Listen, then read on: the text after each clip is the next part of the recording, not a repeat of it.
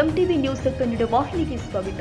Bus stand ಮೇಲ್ಭಾಗದಲ್ಲಿ GI ಸಿಟ್ ಹಾಕಿ ರಿಪೇರಿಗೊಳಿಸುತ್ತಿರುವುದನ್ನು ನಿಲ್ಲಿಸುವ ಬಗ್ಗೆ ಉತ್ತರ ಕನ್ನಡ ಜಿಲ್ಲೆಯ ದಾಂಡೇಲಿಯ ಬಸ್ ನಿಲ್ದಾಣ ಕಳೆದ ಸುಮಾರು 50 ವರ್ಷಗಳ ಹಿಂದೆ ನಿರ್ಮಾಣವಾಗಿತ್ತು. ಇಲ್ಲಿವರೆಗೆ ಬಸ್ ನಿಲ್ದಾಣವನ್ನು ಯಾವುದೇ ರೀತಿಯಲ್ಲಿ ಅಭಿವೃದ್ಧಿಗೊಳಿಸಿದ್ದು ಇರುವುದಿಲ್ಲ. ಈಗಾಗಲೇ ಬಸ್ ಸ್ಟ್ಯಾಂಡಿನ ಅನೇಕ ಕಂಬಗಳಲ್ಲಿ ಬಿರುಕು ಕಾಣಿಸ್ತಾ ಇದೆ. ಅದೇ ರೀತಿಯಲ್ಲಿ ಅನೇಕ ಬಾರಿ ಸಿಮೆಂಟ್ ಉದುರು ಬಿದ್ದಿದೆ. ನಾವೇ ಸಂಬಂಧಪಟ್ಟ ಅಧಿಕಾರಿಗಳ ಗಮನಕ್ಕೆ ತಂದಾಗ ಮೇಲೆ ಸಿಮೆಂಟ್ ಪ್ಯಾಚ್ ಹೊಡೆದು ಮಾತ್ರ ಮಾಡಲಾಗಿದೆ. ಜಿಲ್ಲೆಯ 12 ತಾಲೂಕುಗಳಲ್ಲಿ ಹೊಸ ಬಸ್ ನಿಲ್ದಾಣಗಳು ನಿರ್ಮಾಣ ಮಾಡಿರುತ್ತಾರೆ. ಆದರೆ ದಾಂಡೇಲಿ ತಾಲೂಕಿಗೆ ಮಾತ್ರ ಮಲತಾಯಿ ಧೋರಣೆ ಆಗ್ತಾ ಇದೆ. ಯಾಕೆ? ಸಾರ್ವಜನಿಕರ ಪ್ರಶ್ನೆಯಾಗಿದೆ. ಈ ವಿಷಯದ ಬಗ್ಗೆ ತಾಲೂಕಿನ ವಿವಿಧ ಸಂಘಟನೆಗಳು ಹಲವಾರು ಬಾರಿ ಹೊಸ ಬಸ್ ನಿಲ್ದಾಣ ನಿರ್ಮಾಣ ಮಾಡಲು ಮತ್ತು ಹೆಚ್ಚಿನ ಬಸ್ಸಿನ ಸಂಚಾರದ ಬಗ್ಗೆ ಮನವಿ ಸಲ್ಲಿಸಿದ್ರೂ ಕೂಡ ಯಾವುದೇ ಕ್ರಮ ವಹಿಸ್ತಾ ಇಲ್ಲ.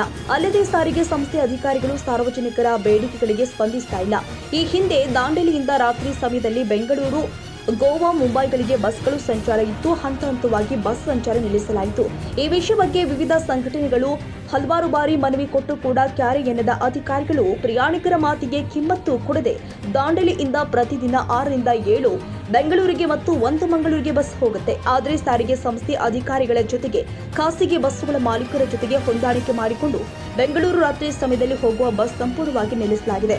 ಈಗಾಗಲೇ ದಾಂಡೇಲಿ ಬಸ್ ನಿಲ್ದಾಣದಲ್ಲಿ ಮೇಲ್ಛಾವಣಿ ಸೋರ್ತಾ ಇದ್ರಿಂದ ಜಿಐಸಿಟಿ ರಿಪೇರಿ ಕಾರ್ಯವನ್ನ ನಡೆಸ್ತಾ ಇದ್ದು ಕೂಡಲೇ ನಿಲ್ಲಿಸಬೇಕು. ಹೊಸ ಬಸ್ ನಿಲ್ದಾಣ ನಿರ್ಮಾಣ ಮಾಡಲು ಕೂಡಲೇ ಸೂಕ್ತ ಕ್ರಮ ವಹಿಸಬೇಕು. ದಾಂಡೇಲಿಯಿಂದ ರಾತ್ರಿ ಸಮಯದಲ್ಲಿ ಬೆಂಗಳೂರು, ಮಂಗಳೂರು, ಮುಂಬೈ ಮತ್ತು ಗೋವಾ ಬಸ್ಸುಗಳನ್ನು ಪ್ರಾರಂಭ ಮಾಡಬೇಕು. ಈ ಎಲ್ಲ ವಿಷಯಗಳ ಬಗ್ಗೆ ಸಂಬಂಧಪಟ್ಟ ಅಧಿಕಾರಿಗಳು ವಿವಿಧ ಸಂಘಟನೆಗಳ ಜೊತೆಗೆ ಸಭೆಯಲ್ಲಿ ದಾಂಡೇಲಿ ಬಸ್ ನಿಲ್ದಾಣದಲ್ಲಿ ಹಮ್ಮಿಕೊಂಡು ಸಮಸ್ಯೆಯನ್ನ ಪರಿಹರಿಸದೇ ಇದ್ದಲ್ಲಿ ಅನಿವಾರ್ಯವಾಗಿ ಪ್ರತಿಭಟನೆ ಮಾಡಬೇಕಾಗುತ್ತೆ ಎಂದು ಈ ಮೂಲಕ ದಾಂಡೇಲಿ ಸಮಗ್ರ ಅಭಿವೃದ್ಧಿ ಹೋರಾಟ ಸಮಿತಿ ಅಧ್ಯಕ್ಷರು ಆದ ಅಕ್ರಮ್ ನಮ್ಮದು ಉತ್ತರ ಕನ್ನಡ ಜಿಲ್ಲೆಯ ದಾಂಡೇಲಿ ಬಸ್ ಸ್ಟ್ಯಾಂಡ್ ಇದು ಬಸ್ ಸ್ಟ್ಯಾಂಡ್ ಓಪನ್ ಆಗಿ ಸುಮಾರು ಒಂದು 50 ರಿಂದ 60 ವರ್ಷ ಆಗಿರಬೇಕು.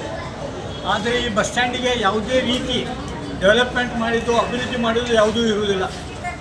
ಈ ಹಿಂದೆ ಅನೇಕ ಕಡೆ ಲೀಕೇಜ್ ಇದೆ ಅಂತ ಹೇಳಿದಾಗ ಆ ಲೀಕೇಜ್ ಮಾತ್ರ ಅವರು ತುಂಬಿದ್ರು, ಅದರ ಹೊರತು ಯಾವುದೂ ಬದಲಾವಣೆ ಮಾಡಲಿಲ್ಲ.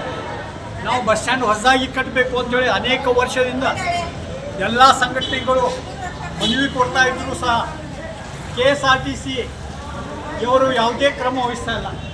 ಇವತ್ತು ಸಾರ್ವಜನಿಕರಿಗೆ ಏನು ಬೇಕು ಬೇಡಿಕೆ ಅದನ್ನು ಮಾಡೋದು ಹೊರತು ಮೇಲೆ ಈಗ ಸೀಟ್ ಹಾಕ್ತಾ ಇದ್ದಾರೆ ಟಾಪ್ ಮೇಲೆ, ಅದು ಬರೇ ದುಡ್ಡು ತಿನ್ನಲಿಕ್ಕೆ ಕೆಲಸ. ಇಲ್ಲಿ ನೋಡಿದ್ರೆ ಬಸ್ ಸ್ಟ್ಯಾಂಡ್ ಹಂತ ಹಂತವಾಗಿ ಬೀಳುವ ಪರಿಸ್ಥಿತಿ ಇದೆ. ಎಲ್ಲ ಕಡೆ ಲೀಕೇಜ್ ಇದೆ, ಕ್ರ್ಯಾಕ್ಸ್ ಇದೆ. ಇಷ್ಟೆಲ್ಲ ಇದ್ದರೂ ನಮ್ಮ ಜಿಲ್ಲೆಯ ಅಧಿಕಾರಿ KSRTC ಅಧಿಕಾರಿಗಳು ಒಂದು ಪರಿಶೀಲನೆ ಮಾಡಿ ಸಾರ್ವಜನಿಕರ ಸಮಸ್ಯೆ ನೋಡಬೇಕಿತ್ತು, ಅದು ನೋಡ್ತಾ ಇಲ್ಲ. ಅದರ ಜೊತೆಗೆ ನಾವು ಸಾರ್ವಜನಿಕರು ಅನೇಕ ಬಸ್ಸುಗಳ ಸೇವೆ ಕೇಳಿದರೆ ಅದಕ್ಕೂ ಅವರು ಯಾವುದೇ ಕ್ರಮ ವಹಿಸ್ತಾ ಇಲ್ಲ. ದಾಂಡೇಲಿಯಿಂದ ಸುಮಾರು 6-7 ಬಸ್ ಖಾಸಗಿ ಬಸ್ ಓಡ್ತಾವೆ. ಆ ಬಸ್ಸು ನಾವು ಬೆಂಗಳೂರಿಗೆ KSRTC ಬಸ್ ಕೇಳಿದರೂ ಕೊಡೋದಿಲ್ಲ.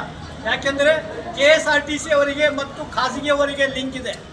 ಅವರ ಬಸ್ ನಡೆಸಲಿಕ್ಕೆ ಇವರು ಬೇರೆ ಬೇರೆ ರೂಟ್ನಲ್ಲಿ ಬಸ್ ಅದನ್ನು ಬಂದ್ ಮಾಡಿ ಅವರಿಗೆ ಸೇವೆ ಇವತ್ತು ಒದಗಿಸಿಕೊಡ್ತಾ ಇದ್ದಾರೆ. ಇವತ್ತು ನಮಗೇನು ಬೇಕೋ ಆ ಸೇವೆ ಕೊಡಲಿಲ್ಲ ಅಂದರೆ ನಾವು ಬಸ್ ತಡೆದು ಹೋರಾಟ ಮಾಡಬೇಕಾಗ್ತದೆ. ನಮ್ಮ ಬಸ್ಸಿನ ಸೇವೆ ಅವಶ್ಯ ಇದೆ ಅಂತೇಳಿ ಹೇಳಿದ್ವಿ, ಅದನ್ನು ಸಹ ಇನ್ನುವರೆಗೆ ಸರಿಪಡಿಸ್ತಾ ಇಲ್ಲ. ಅಧಿಕಾರಿಗಳು ಏನು ಮಾಡ್ತಾ ಇದ್ದಾರೆ, ಬರೀ ಕೇಳೋದು ಬೀಳೋದು ಇಷ್ಟೇ ಆಗ್ತಾ ಇದೆ. ಆದ್ದರಿಂದ ಇದು ಕೊನೆ ಹಂತದ ನಮ್ಮ ದಾಂಡೇಲಿ ಹೋರಾಟ ಸಮಿತಿಯ ಒಂದು ಎಚ್ಚರಿಕೆ ಏನು ಅಂತ ಹೇಳಿದ್ರೆ, ಈ ಬಸ್ ಸ್ಟ್ಯಾಂಡಿನ ಕೆಲಸ ಮೇಲೆ ಮಾಡ್ತಾ ಇದ್ದಾರೆ, ಅದನ್ನು ಸಂಪೂರ್ಣವಾಗಿ ನಿಲ್ಲಿಸಿ ಹೊಸ ಬಸ್ ಸ್ಟ್ಯಾಂಡ್ ಕೆಲಸ ಮಾಡಬೇಕು. ಅದೇ ರೀತಿ ನಮಗೆ ಬೆಂಗಳೂರು, ಗೋವಾ ಬಸ್ ಪ್ರಾರಂಭ ಮಾಡದೇ ಇದ್ದರೆ ನಾವು ಇದೇ ಬಸ್ ಸ್ಟ್ಯಾಂಡ್ನಲ್ಲಿ ಎಲ್ಲ ಬಸ್ಸುಗಳನ್ನು ತಡೆದು ಹೋರಾಟ ಮಾಡ್ತೇವೆ ಅಂತೇಳಿ ಈ ಸಭೆ ಮೂಲಕ ನಾನು KSRTCಯ ರಾಜ್ಯ ಜಿಲ್ಲಾಧಿಕಾರಿಗಳಿಗೆ ನಾನು ಎಚ್ಚರಿಕೆ ಕೊಡ್ತಾ ಇದ್ದೇನೆ.